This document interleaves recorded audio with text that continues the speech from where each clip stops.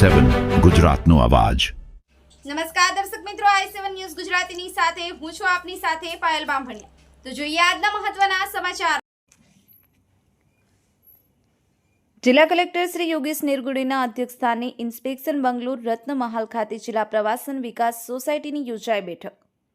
આ બેઠકમાં દાહોદ જિલ્લાના પ્રવાસન સ્થળો જેવા કે રતનમહાલ વન્યજીવ અભયારણ્ય અને ઉધલમૌડા કેમ્પસાઇટ, વહેવારીયો ડુંગર અને ખડુ ડુંગર, નડધા કેમ્પસાઇટ, સાગટાળા સિદ્ધરાજ જયસિંહ છાપ તળાવ, ટ્રાયબલ મ્યુઝિયમ, શિવ મંદિર બાવકાર, રામપુરા ખાસવેડી, કેદારેશ્વર મંદિર ચોસાલા, ગુરુ ગોવિંદધામ કંબોઈ, હોલકાધર ધોધ સહિતના સ્થળોના વિકાસ માટેની સમીક્ષા કરવામાં આવી હતી।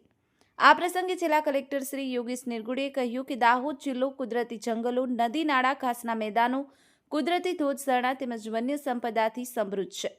દાહોદ જિલ્લામાં આવતા પ્રવાસીઓ માટે રહેવા જમવા માટેની વ્યવસ્થા, સિક્યુરિટી આવવા જવા માટે વ્યવસ્થા, એડવેન્ચર માટેની વ્યવસ્થા, ગાઈડની વ્યવસ્થા કરી પ્રવાસન સ્થળોનો વિકાસ કરવામાં આવે તો આજુબાજુના ગ્રામજનો, સ્થાનિક પ્રજાજનોને રોજગારી મળશે, જેનાથી માઇગ્રેશન ઓછું થશે। એ સાથે દાહોદ જિલ્લો આકર્ષણનું કેન્દ્ર બની શકે તેમ છે।